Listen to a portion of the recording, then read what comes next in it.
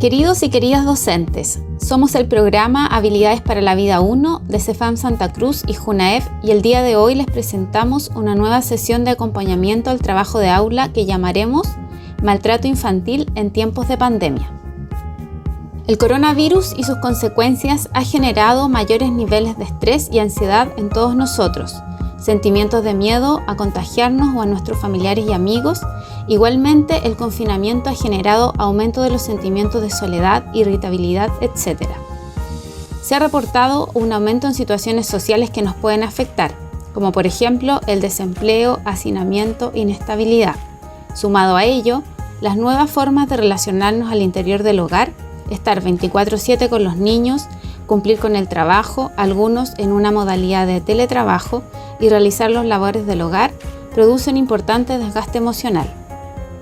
Todo ello influye en el aumento de los conflictos y situaciones de violencia, las que efectivamente han aumentado en tiempos de pandemia. Además, en muchos casos ya no se cuenta con redes de apoyo, como por ejemplo cuando los padres llevaban a los niños y niñas donde sus abuelos que los podían ayudar a cuidar. A lo anterior se suma un mayor aislamiento, lo que genera que se pierda el acceso a espacios que pueden ser protectores al maltrato, es decir, ya no están tan activas las redes que por lo general eran quienes pesquisaban y denunciaban estas situaciones, por ejemplo, las escuelas, los consultorios, los vecinos o familiares. En palabras simples, se ha generado la tormenta perfecta para situaciones de maltrato.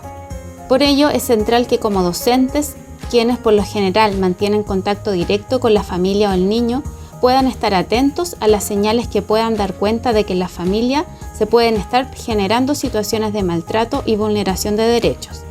La detección y pesquisa es el primer paso para poder frenarlas. Primero, recordemos algunos conceptos. ¿Qué es maltrato infantil? Es toda acción u omisión con la intención de hacer un daño inmediato a un niño, niña o adolescente y constituye una violación a los derechos humanos. Tipos de maltrato infantil. Maltrato físico. Es toda agresión que pueda o no tener como resultado una lesión física producto de un castigo único o repetido con magnitudes y características variables, como el castigo físico y la explotación laboral infantil. Maltrato emocional.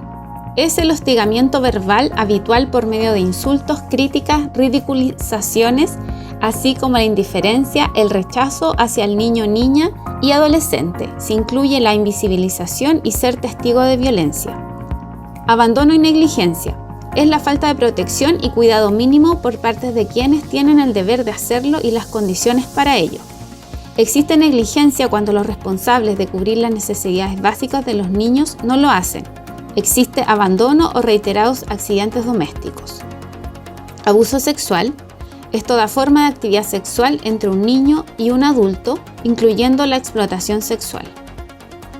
En cuanto a las consecuencias del maltrato, podemos decir que afecta el desarrollo biológico, psicológico y social del niño o niña, y se pueden presentar múltiples consecuencias: déficit cognitivos o del lenguaje, trastornos o alteraciones en el proceso de aprendizaje, dificultades académicas, sufrir daño físico e inclusive la muerte, problemas emocionales, ansiedad, angustia y depresión, niños con baja autoestima o mala imagen de sí mismo, soy malo, pudiendo presentar comportamientos autodestructivos, que son conductas en las cuales se hacen daño a sí mismo, por ejemplo, cortes, niños tímidos, retraídos.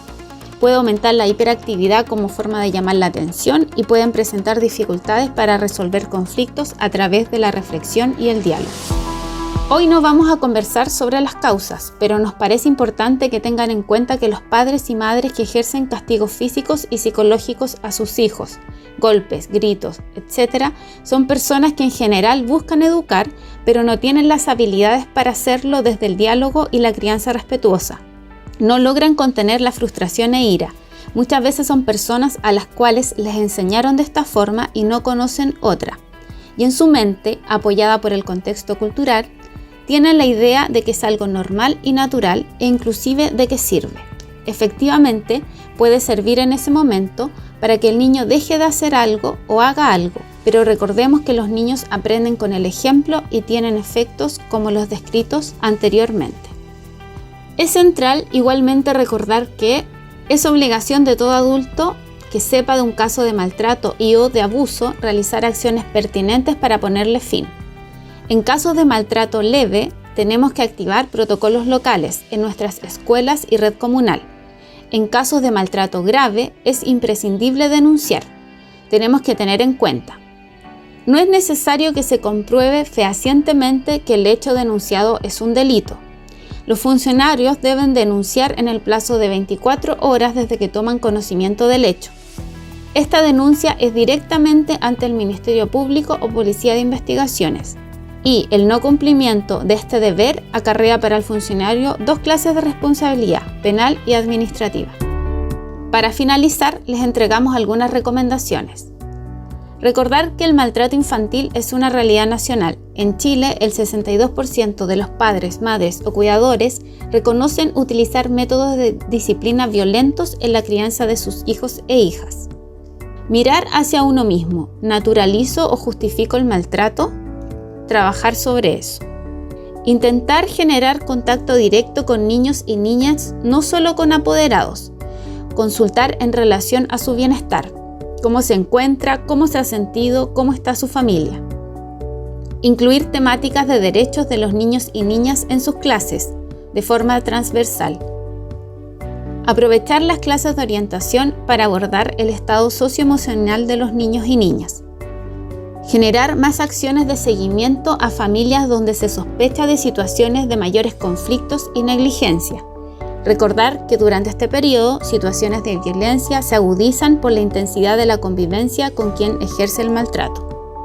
Tener claridad de las acciones y protocolos a seguir en su escuela, en caso de detección de maltrato o situaciones de vulneración de derechos.